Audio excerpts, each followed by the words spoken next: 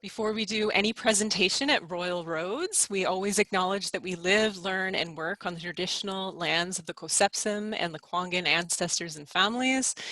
And learning has been happening here for countless generations. And before we get going with our presentation on the DBA program, I also want to acknowledge that we are in month 5 now of this global health crisis, and we have all been experiencing this in a variety of different ways. There's been all sorts of social issues that have emerged from this. Inequity has been highlighted. We know that people are looking at this from a lot of different angles, and here at Royal Roads we're really about finding new solutions to complex issues, and we're sure all of you at the doctoral level are looking at these things, so we're excited to support you through this process. And we are also working from home still, so we're coming in through our individual internet connections, so if you do have any issues, please let us know and we'll do our best to support you. So as I mentioned, we're here to discuss the Doctor of Business Administration, and I am joined by Dr. Hassan Wafai. Welcome, Hassan, who is the program head and the creator of the program as well. So he'll be taking you through all the information today to do with the program. And I'm Alana McConaughey. I'm an education advisor at the university. I'm also a graduate and a current student, so I'm very well versed in all things Royal Road, so I'll be giving you a bit of an introduction. And we're also joined by a few other people on the call today. So I have Kelsey Phillips here, who's from the International Enrollment team, so she'll be answering questions in the chat box. We also have Tracy Summers here, who is a domestic enrollment advisor, so she will also be asking questions or answering questions. And then I also have my colleague, Mark Dickinson, who will be here supporting the technology side of things. So lots of support here. And now that you know who we are, I'd love to get a sense of who's in the room with us. So if you feel comfortable just typing in maybe where you're watching in from, what kind of work you're up to, we'd love to hear from you. And as you type away, I'll let you know what we're going to be up to over the next hour. We're going to go through a really brief overview of the Royal Roads experience, and then we're going to dive right into the program-specific information, and we're going to wrap up with the application process and requirements. So in terms of questions, in case you weren't here for the first moment when I was talking about how we're going to engage, do ask your questions in the chat box. Make sure they're coming in to everyone. We are going to wait till we go through all the program information, and then we'll be doing a Q&A period. So you have the option of either we'll go through the questions in the chat box, or you can raise your hand and you can ask a question verbally.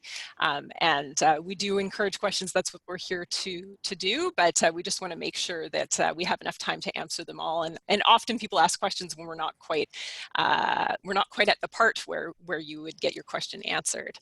Okay, so I'm going to see who's in the room with us. So we have Linda from China, 2013 graduated from the MBA. Welcome. We have Bo Kang from South Africa, HR manager, single mom, and MBA student. So welcome. So thank you. Oh, we also have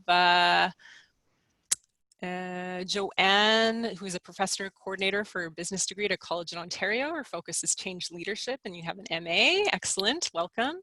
We have Kara, who is in Virginia from the US, currently full-time MBA student at the University of Delaware, a volunteer for American Red Cross in my free time. Welcome to everyone, and please feel free to continue to type in. Everybody, I encourage you to read who's in the room with us. There's usually a really diverse group, and we also have Debonair from Calgary, who just completed their MBA and works in the aviation industry. So, you know, this is, again, a really great example of the diversity in the room. We have John here, who is from Zimbabwe, holding a Master's of Science in Marketing and is an entrepreneur. We have Kelty from Georgia, who's MBA in Management, postgraduate in Marketing from Liverpool. So we have people from all over the world. Amazing. So yeah, welcome to everyone. Keep them coming. So you may already be aware of the history of Royal Roads, but we have been around for 25 years, and we were created as a public university with a different type of intention. So the intention of Royal Roads was to create programs that allow working professionals to build on their education and have real impact with their education on their career. So there's a number of things that we do differently because of this mandate. So we work on a first name basis. So One thing I always like to mention is that I'm on degree number 2 and I still have no idea what my student number is, which is very unique. People really want to know who you are, what your background is, what your expertise is. You get to know the first name of your faculty, you get to know your cohort members very well. In this cohort, it's typically about 12 people, so you really do work together, which takes me to learning together forever. So with the cohort, it's really about creating a learning community. Everyone's learning from each other, everybody's building a knowledge base. For this program, absolutely, you're going to be developing a network of high-level professionals who, everybody is wanting to take their research and their knowledge to the next level and have impact with it. So really leaning on each other to help you with the development of your research question and through that first year, and then as you move through all parts of your research, you're really going to have those relationships. That's something we do very well at Royal Roads is developing community. And then life is also an education. So of course, all of you are going to be coming in with, a master's degree. It is required for this program, but we do assess holistically. So we will look at the full picture of who you are. You are required to have, I believe, at least 10 years of high-level professional experience to come into this program. But this is because we recognize that learning happens in a variety of different ways. It happens in the professional realm. It happens through volunteer work. I know somebody already mentioned that they've done extensive volunteer work. It happens through credential education. So we do look at your portfolio in a holistic manner and make an assessment based on that. And a real world classroom. So all of our faculty have extensive professional experience. We're very focused on teaching things that are relevant, of people having the ability to have impact with their education as they move through the program. Hassan will be speaking to this more specifically. And one example of this is the fact that we are a Ashoka U Changemaker campus. So this is a designation that we're very proud of. 55 institutions within North America have this designation, and it is about taking the learning outside of the classroom, having impact with our education. So if you're interested in this, we encourage you to look up the Ashoka U designation and see what we're all about. And in terms of the physical campus, although we haven't seen it in a while, it does still exist, and it's very, very beautiful. So we are based on Vancouver Island, about 15 minutes from downtown Victoria in British Columbia. So we are not only a public university, we are a National Historic Site. So we have Hatley Castle, which you may recognize from film. It's been in a number of films such as X-Men and Deadpool. And we are also on 555 acres of old growth. The Esquimalt Lagoon is the view from the back of the castle, and that actually feeds into the ocean. So the beach is pretty close as well. And we have been delivering online learning for 25 years. So although we do have a physical place that we're very proud of, historically we've had residencies on campus with this program and many of our programs. We have been perfecting the online environment as well. So as many institutions have had to pivot quite dramatically in terms of turning their courses into online formats, this is something that we've been able to do quite easily, including our residencies. So just keeping in mind, going forward, we're not sure what the future is going to hold in terms of having people come together on campus, but we have been able to emulate that very successfully with other programs in an online environment. So from there, I'm going to pass it over to Hassan. Thank you very much, Alana. I appreciate that. And hello, everyone. I'm very glad to be with you today. I have a couple of slides to talk about the program. What is the program, the structure of the program, and the application requirement. So let me start with the program, DBA program. What is the Doctor of Business Administration, DBA program? The program, it's a research-based doctoral program oriented to applied business management research. It's unique. It's unique to British Columbia, and we believe it's unique to Canada. We are aware that there are other 3 programs that exist in Canada, but the uniqueness of Royal Road DBA program is about the blended design. in the way that students will complete their doctorate while they are full-time employee. They don't need to put their career on hold in order to do their doctorate. That is a unique feature of the program. And as Alana said, that is what we've been doing for quite a long time here at Royal Road. So we know exactly how we design a program that is oriented to serve professionals. The other important features that makes this program unique, it's the hybrid design. The hybrid design, it is what we call it the hybrid nature of the program. That is, the DBA program integrates the applied professional orientation of professional doctorate with a research emphasis of a PhD. Many colleagues ask us, what's the difference between your DBA and a PhD? What's the difference between your DBA and another DBA program in North America or in Austria or in Europe?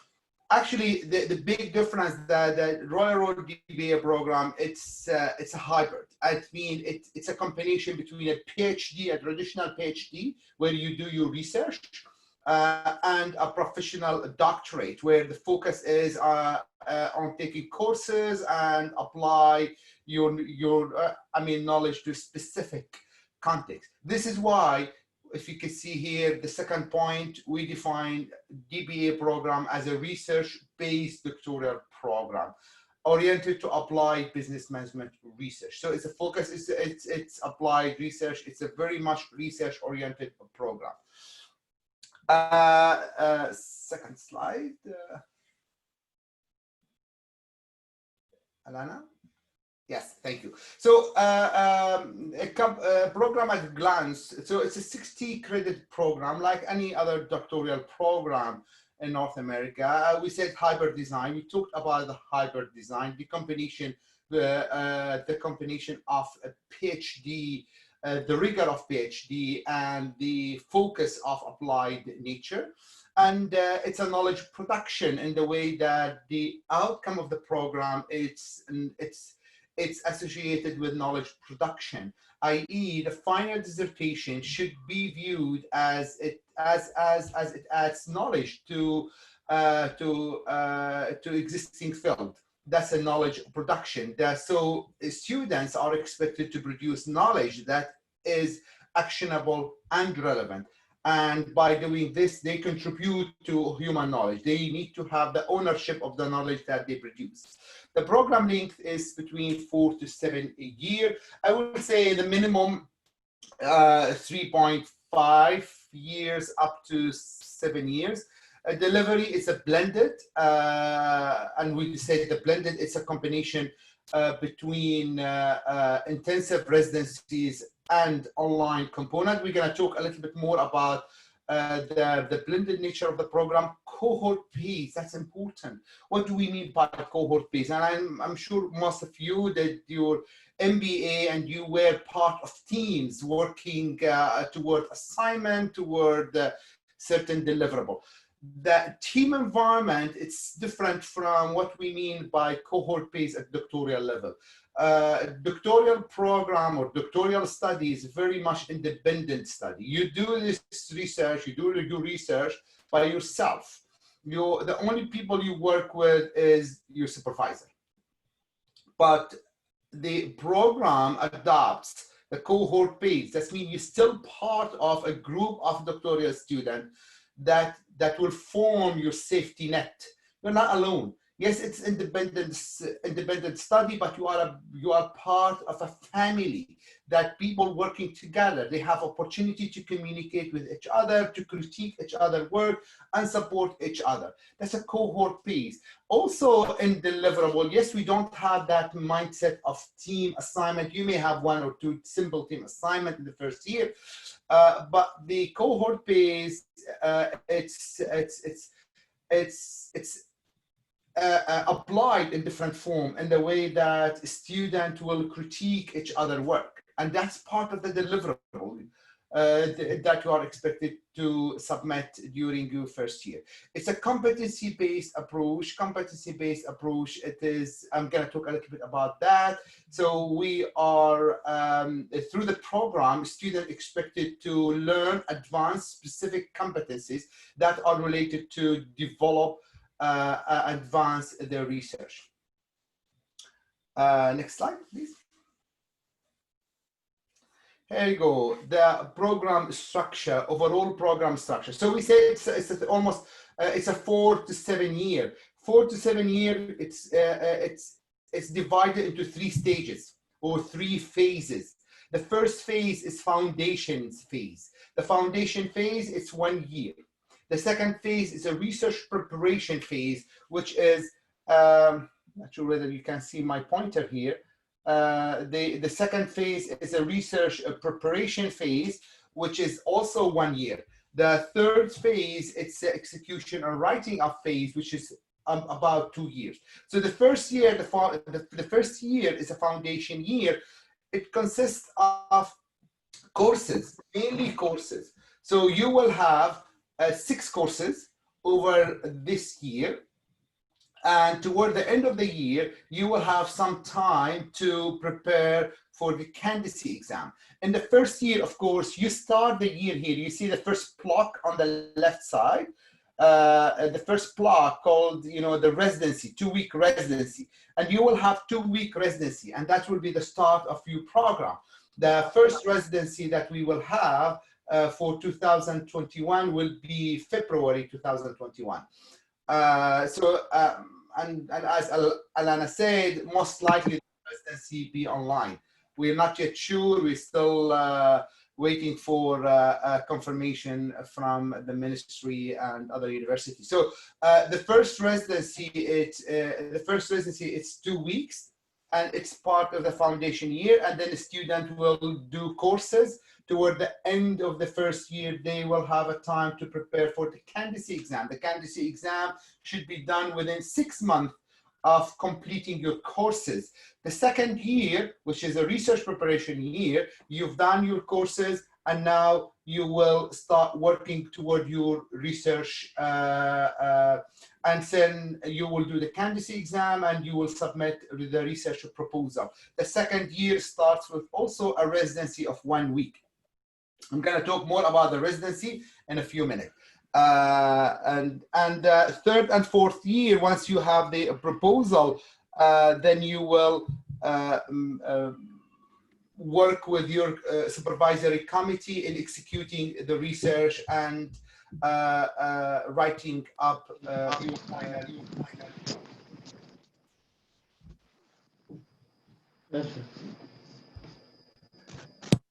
Okay. With that, I'm going to talk more about this in a few minutes. I can hear my own voice. That's when I hear my own voice, it's a painful experience. I hear the echo of my voice. Okay, there you go. Okay, can we move to the next slide, please, Alana? On the website, this is what you see. This is our formal schedule for 2021 intake, the 2021 intake. You can see here on the yellow column at the top, year 1 foundation, and then you go down to see year 2 research preparation phase, and year 3 and 4 execution and writing phase. These are the phases I explained: the first year, second year, and third year. And you can see year 1, it's about courses, and these courses are designed, I'm going to talk a little bit more about these courses, are designed to help you start your research. Year 2, the candidacy exam, the final dissertation proposal, and there will be also on-campus residency. Year 3 and 4, it's more about writing. Now, in year 4, you will have a residency. So in total, you will have a 3 residency in year 1, year 2, and year 4. The first residency is 2 weeks, second residency is 1 week, and the third residency is 1 week. And that is actually, I'm going to talk a little bit about this residency in the next slide. Can we move to the next slide, please? There you go. So the courses and residencies, these are important component of the program design. In the first year, the foundation year, you, as I said, you have 6 courses. And these 6 courses are designed to prepare you to start your research. So these courses, when we design these courses, we make sure that to allow room for everyone to build skills and experience, to all of them reach the same level. So all of them will start their research well prepared. The first 2 courses of these 6 courses are about management thoughts and practices. So this is, I will consider this is kind of a refreshment.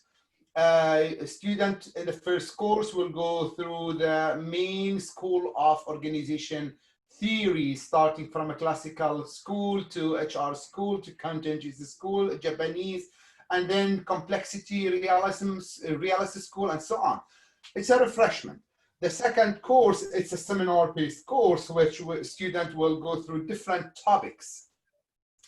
And this is the first 2 courses. And then student will have 3 research-oriented courses. This is and these 3 courses about research design, qualitative and quantitative.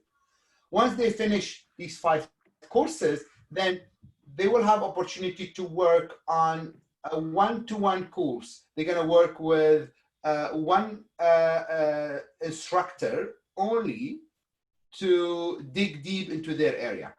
Actually, to be more precise, this course, a one-to-one course, it goes in parallel with the last 2 courses of the 5 courses, as per the schedule. So, I mean, they are scheduled in the way that you're going to finish all these courses by the end of year 1.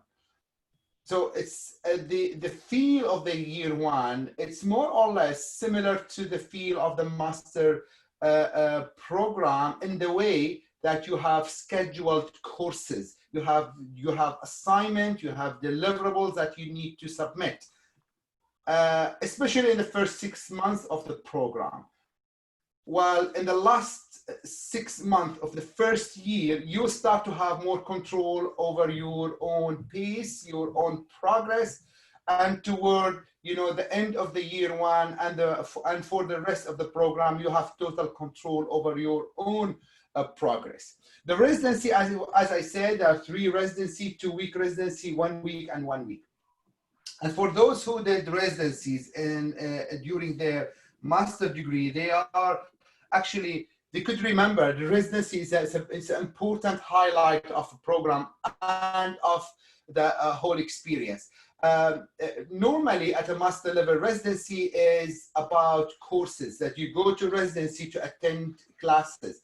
Here at Royal Road, at the doctoral level, you will attend residency not to attend classes. You attend residency to participate in workshops, to participate in learning activity, in learning conversation. You will have your own offices as part of Royal Road community, and you will engage with your peers and faculty in meaningful conversations. So residency, maybe the easiest way to explain the nature of residency, is a conference space. Very much similar to the way you go to conference and you participate in events. That's a residency in the DBA program. Next slide, please. Key milestones in the program. Of course, the key milestone, the first milestone, is your courses, completing your courses, which is the first year. Toward the end of the first year, we start talking about who will be your supervisor, who will be your supervisory committee. A student, and unlike conventional PhD programs, students do not need to not need to have supervisors when they are admitted into the program. We're gonna work with students to identify who will be the right supervisor to work with the student. Here, I wanted to take a few minutes to explain a little bit about the model we have in the supervisory model we have at Royal Road. Unlike most of other institutions, supervisor can be external to the institution. i.e., you have the opportunity to have a supervisor from Royal Road, but if for any reason you find that there is an ex-faculty working, let's say, in University of Toronto, he is or she is the right person to supervise you, then we will communicate with that person and see if he or she will accept to be your supervisor.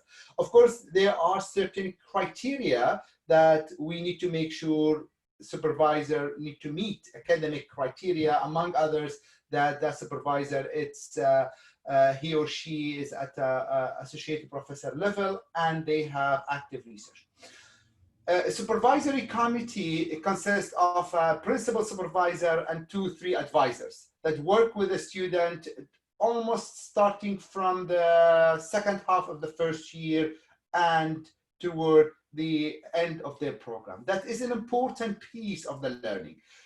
When I did my PhD, I had a wonderful supervisor, and he is still my friend. But I know that's well documented things. A key factor, a key success factor in doctoral study is a relationship between student and supervisor. And here at Royal Road, we see this relationship as a peer-to-peer relationship, of course, with all with respecting the learning dialogue that could go between the student and the supervisor, but it's not a master-slave relationship. And that's very much common in conventional doctoral program when students are fresh graduates and they're gonna do their PhD. All what they want is that to have a supervisor blessing, and they work toward their research accordingly. Here, it's different. DBA students are professionals. They have experience. They spend a lot of time, and they bring their research with them. So we ask candidates to submit a proposal, and based on this proposal, we select the right people to start the program. So basically, students have their initial research idea with them, and they're gonna work with the supervisor to advance that idea. While in conventional PhD programs, students start their program and waiting for supervisor to give them the research idea. That's a completely different environment. So the relationship between a student and supervisor is a critical relationship, and we make sure this relationship is built on respect, on a peer-to-peer basis, and it's also based on Royal Road value of caring. That's important value. It is what we care about. We care about our student, and their success is our success. So that's a dissertation supervisory committee. The second one, comprehensive examination. That is within the 6 months. Within 6 months of completing your coursework, students will approach examination through preparing a report and submitting that report to their supervisory committee. Supervisory committee will comment on the report, and there is specific protocol for that candidacy exam. Just wanted to explain the candidacy exam or comprehensive exam. It's not exactly similar to the exams you had in a master degree where you have invigilator. No, it's not like this. It has 2 components. It has a written component, you submit your report, and it has an oral component. And it's best explained as opportunity to discuss your research. That's the best explained. So it's an opportunity to discuss your research. Once you finish your candidacy exam, then you are officially DBA candidate. And that you have that status, DBA candidate. Of course, you are a candidate before you start the program, but you are a student in the first year. But once you finish the candidacy, you are now heading toward your DBA research, where you will gonna submit the proposal, the final proposal, which is supposed to be built on your initial proposal that you submitted as part of the admission requirement. And there is also dissertation defense, or in Europe, I see some some colleagues coming from Europe. Here in Europe, we call defense viva. So it's a viva where you have the final defense, external examiner, and the opportunity also to discuss your final dissertation. Can you move to the next slide, Alana? Okay, and here is the learning outcomes, and to talk about the learning outcomes. So learning outcomes, the program is designed around learning outcome. Courses are designed around the outer layer, the 5 learning outcome that appears on the outer circle. Is that the right way to say it? I mean, communication, problem solving, global thinking, critical thinking, working with others. The 6 courses you have are designed based on these learning outcomes. So students through these courses will improve their ability to work with others, of course, from a peer-to-peer perspective, critiquing other work and incorporating critique, communicating your research to academic and non-academic community, problem solving, solving a specific researchable problem using literature, global thinking, thinking about the implication of a specific theory to outside its context, outside its discipline. It's more of an interdisciplinary approach. And then critical thinking, which is critically reviewing literature, syntheses relevant literature to specific framework, using that framework to inform your inquiry. That's the first 6 courses. And after that, the research itself, once you start your research journey, it's based on the 4 main learning outcome or learning or competency domains. That is the ability to build intensive knowledge base, ability to build applied research, reflecting on practice and informing practice as well as. So you'll be assessed through the program based on these learning outcomes. Hope that makes sense. Let's move to the next slide. Here you go. So who are DBA students?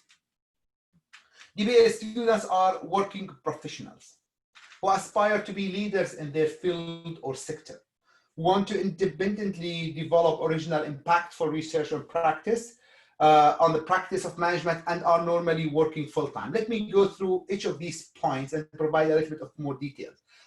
The first point, aspire to be leaders in their field or sector. At the master level, you do master degree, you do MBA to be leader in your organization, to advance your career. Is that correct? Or to move from one career to another. That's why normally people do MBA or master degree. So you do your master to advance your career within an organization, to advance an organization. You do DBA, you do doctorate to go beyond an organization, to be a leader in a field or a sector, to be a subject matter expert that people could refer to you, to have an impact on certain practice within a field or sector. This is why, if you remember the learning outcome, we said we need to be able to communicate to academic community and non-academic community. While in a PhD program, you are required to communicate only to academic community. But in the DBA, you need to communicate to both communities, to both audience in order to get your degree. So that's the first point. The second point, ability, that's people who are able to independently develop original impactful research. You have time, our students have time to, and they're willing to spend time and do some sacrifice in order to do the research. When I'm talking about sacrifice, I'm not talking about the big sacrifice, but at least they know there is a commitment. It's a long-term commitment. to to uh, to get deep learning and to get deep into their subject and develop original impactful research. Yes, though they need to spend, I will say in the first year, 10 hours per week on average. After that, it very much depends on themselves. That means they still can keep their job while they are doing their doctorate degree. And the program is designed, and this is one of the important features of the program, is designed to help you keep your career while you're doing your doctorate. So our students are full-time working professional. The students need to have master degree. A relevant master degree. It's not necessarily MBA, it's a relevant master degree. We have colleague, for example, one colleague in existing DBA cohort who did master in nursing management. But his research is in nursing retention. So it's irrelevant. The master degree is relevant to the research. Our students coming from all walks of life. I mean, they coming from public institution, they coming from private sector, the university. We have a few professors are doing their doctorate with us. They are our colleagues. They are teaching another university, and having doctorate is an important requirement for them to advance their academic career. Consultant or a lifetime researcher. Also, we have colleagues coming, we have international students, and we have students who are domestic but are working or doing their research in international context. So different, we make sure that every cohort is diverse enough to ensure that students can learn from each other. Next slide, please. Okay, student funding, and this is one of the most common questions I've got. I mean, it's at $86,000. I mean, dollar. Oh my God, how can I pay this? But just wanted to explain the $86,000. I mean, dollar is not due in the first day of the program. It's a due over 4 years or 3 years, and there is a payment schedule for that. So on average, we talk about 20 per year, 20,000 per year, which is comparable with doing a master degree, but it's still a lot of money, and we understand that. For doctoral students, there are so many opportunities to get funds. There are limited internal opportunities, which we call, internal awards, available every year for student.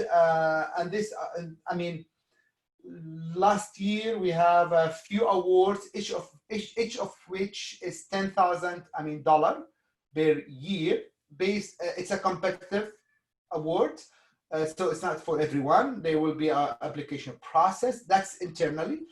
But what I will advise that when you consider this program, it's very important that you need to be very you need to carefully consider the available fund to start the program, and make sure that you have enough fund to start the program. There are sources to apply for fund, for example, SHIRK or MyTech, and these are only two examples. In the first year of the program, we have a specific workshop designed to help students apply for grants, and we do encourage students to apply for grants because that's an important part of the learning. So we have currently, from our existing cohort, we have 3-4 students. Actually, we have 3 who already got grants, and we have another 3 who are applying for grants. Now, I'm going to highlight one of these sources, a lot of sources around MyTechs. Can we go to the next slide? So MyTech is a public, it's a government agency that provide funds to students, different types of students, undergrad and postgrad. One of the programs in MyTech called MyTech Accelerate. MyTech Accelerate, it's based on the notion that you need to build a partnership with an institution, and that institution will need to accept your research and sponsor your research. So if the institution is ready to pay $7,500 dollar, MyTech will match up that amount, $7,500. That means you will have $15,000 for what we call a research cycle, that is 4-month internship. There are certain procedures and there's certain requirements that we will go through. Well, I mean, once you will apply, you will learn on that. But you can get 4 cycles, up to 6 cycle or internships. That's mean total of $90,000 dollar. Students eligibility, full-time graduate student at any Canadian university. You don't need to be a Canadian citizen or permanent resident. It's also allowed. It's also open for international student. And there's no minimum GPA requirement. So MyTech Accelerate, it's one of those programs that is very accessible, and we have a very good success stories with MyTech Accelerate, and mainly because our students are doing research within certain contexts. That means they have their own context. So what they do, they bring that context and sponsorship from that context, and the government match up that the amount that the company will pay. Can we go to the next slide, please? So for the partner organization, that organization can be a non-for-profit or profit. Also, I think it can be international. I will need to double check this. There is a certain limitation around public organizations. But of course, I mean, if interested, and once you are in the program, we're going to work with you on developing these grants. No deadlines, so students can apply anytime. Next slide, please. There we go. How to apply. Should I continue?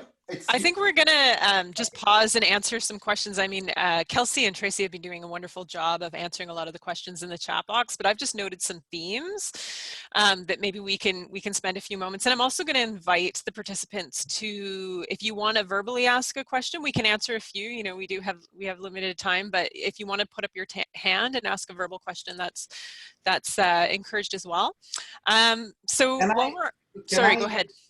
Can I just interrupt and say, do you want to have the questions at this point, or let's go through the application process? If there's some of the questions about application process will be already addressed. What do you think? Yeah, let's do it. Do you want to continue with the application, or should I? Yes, I think only 2 slides, and then we take the pause. Okay. Okay. Thank you. Thank you. So admission, as admission requirement, you need to have a relevant master's degree, normally with a GPA B, minimum B, and they'll say normally because we recognize that some applicants, they did their master like 20 years ago, so the GPA wouldn't be very relevant, and a minimum of 7 years of work experience, of which 5 at a management level. An increasing level of responsibility. Next slide, please. And that will be the slide we. Here you go. These are the key key dates. Yes, key dates. And the next intake starts in January 18, 2021. Application deadline, it's approaching very fast. September 18. That's mean almost next month, toward the end of the next month. And here are the dates for the 3 residencies. The first residency, that's February 15 to February 26 of next year. And the second and third residency are scheduled exactly at the same time. And how to apply, and here are the application, the document required to apply: official transcript, the resume, initial proposal, 3 letter of reference, and possible we could ask for writing sample and interview. I'm making sure to have the interview with all shortlisted candidates. One thing I want to highlight, initial proposal. We have a lot of a question about initial proposal. We don't have time today to discuss this, but Alana and I planning to have another session for you, for those who attended today's session, to talk about how to work on your proposal. And that will be a two-way session where we will hear from you, your research idea, and provide you with some comment feedback. Alana will talk more about that session. There you go, Alana, to you. Okay, yes. So I believe we haven't confirmed a date, but it will be next week that we're going to do the research question discussion. So I will be sending an invite to all of you who have registered for the webinar and who have attended today. So do keep your eye out for that. We hope that you can join us, because obviously there's a lot of questions about the research question. From here, I think I'll just take it to the end, and then we will go through the questions. But I do encourage you, if you have any questions that you want to enter in the chat box that you haven't asked yet, then please enter them in. In terms of financial aid, this is a great place to look up what kind of bursaries are available. So I have a live link to the website here. You can get in touch with them directly as well to talk about tuition schedules and that sort of thing. Because another thing to keep in mind when you're doing financial planning is that you are paying on a schedule, and you're not paying all in one lump sum. So it can kind of help you wrap your head around how that might look for you. So definitely get in touch with them and allow them to provide you with some insight and some support around the financial aspect, because we do recognize it's a significant investment.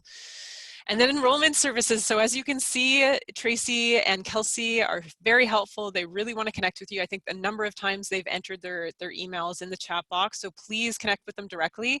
I am going to say with specifics, because I have seen a few people asking about specific degrees, if they're going to be allowed to come into this program. You know, if you have specific questions about your background, get in touch with them. They can get you in touch with Hassan. They'll be able to provide some really specific insight. We just simply don't have the time to go through everybody's individual case, but we do want to support you.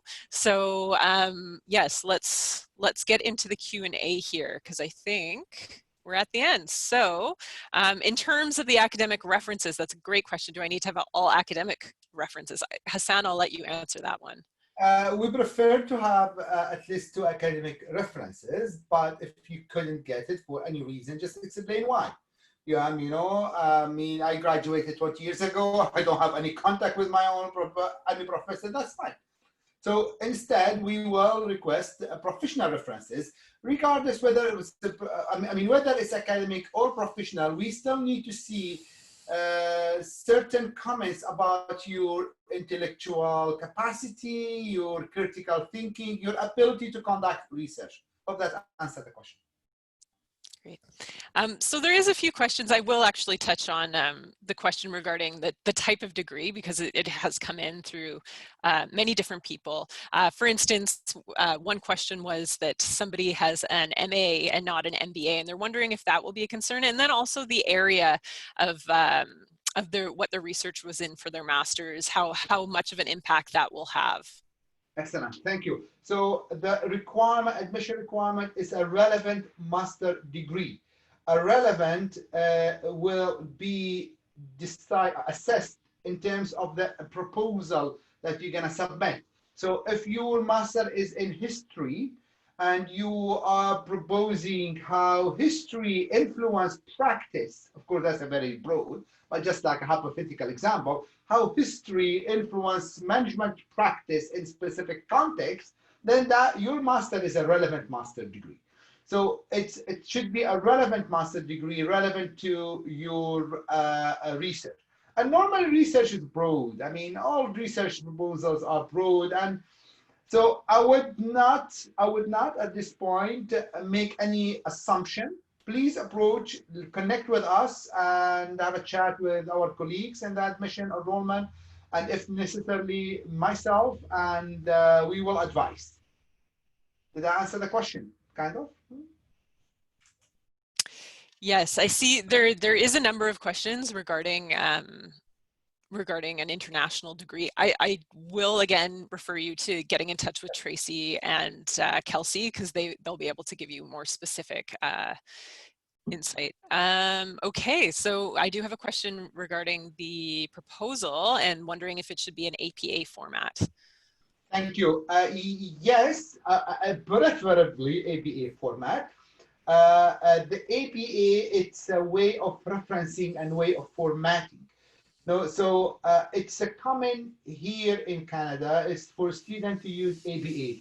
In Europe, the common is to use Harvard referencing style. Consultants normally use Chicago consulting referencing style. I'm fine with any style at this point. I mean, in the admission, for admission, ABA is a preference. But if you are not feeling comfortable with ABA, you don't really need to go through the learning curve. Use any style that you're comfortable with. During the program, there will be more learning around how to reference.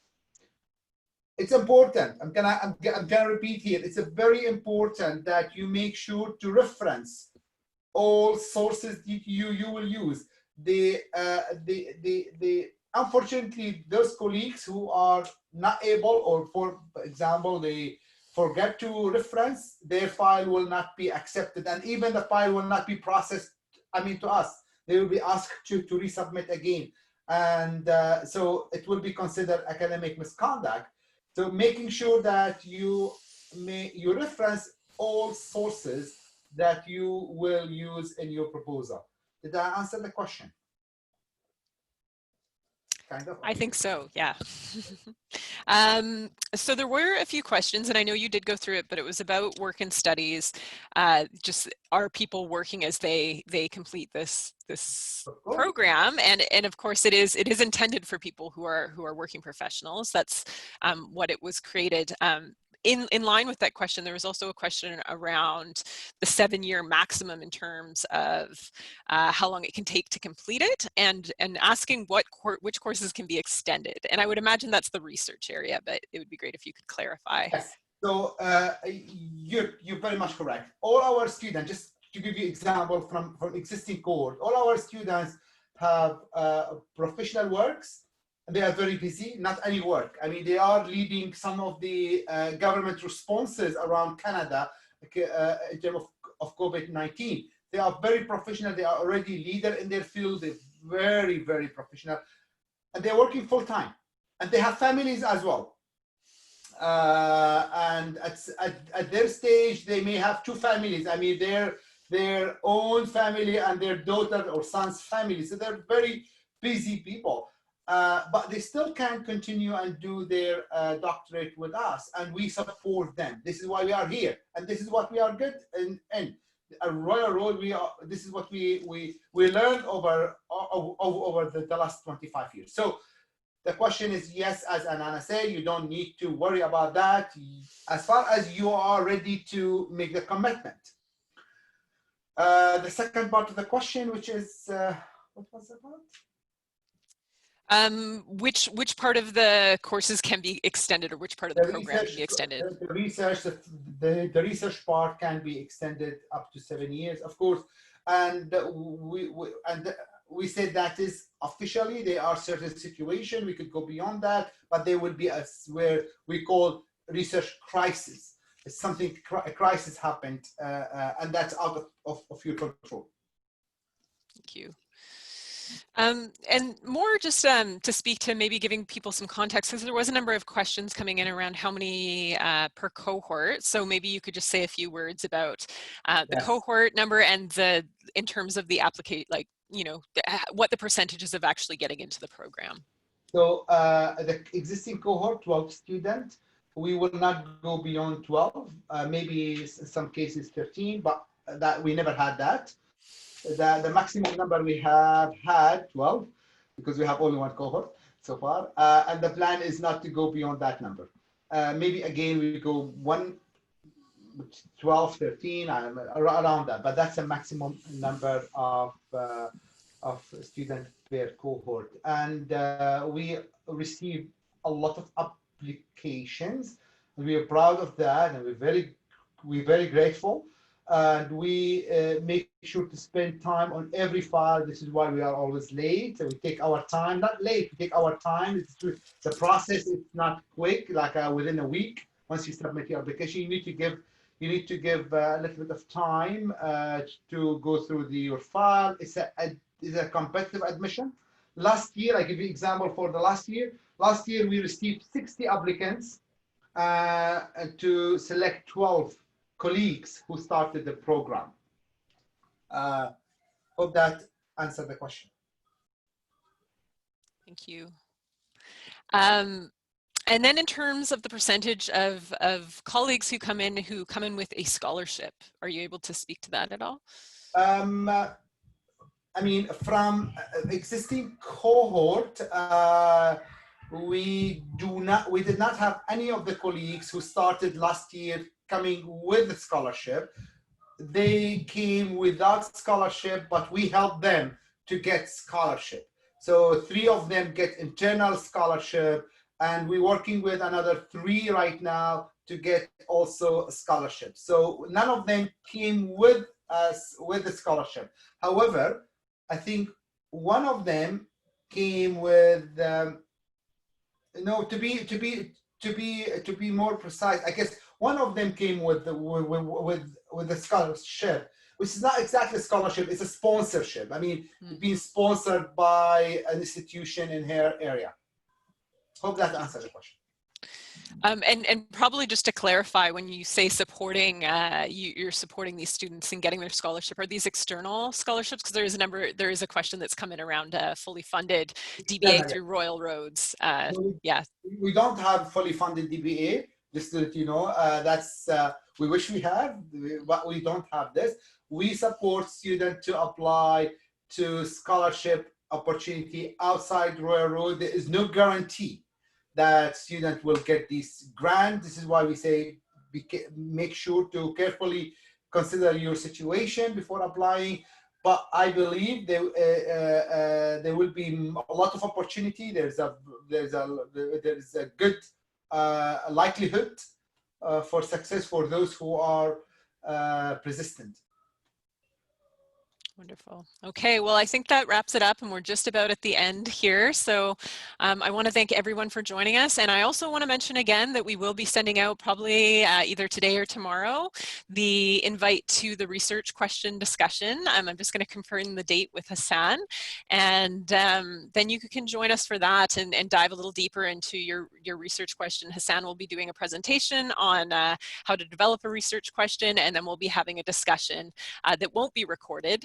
And you'll be able to share on that, and people have really gotten a lot of that experience. And also I wanted to mention, if you wanted the PowerPoint, just respond to the reminder email and let me know, because I don't know that everyone will want it. So just let me know that you do, and I'm happy to send it your way.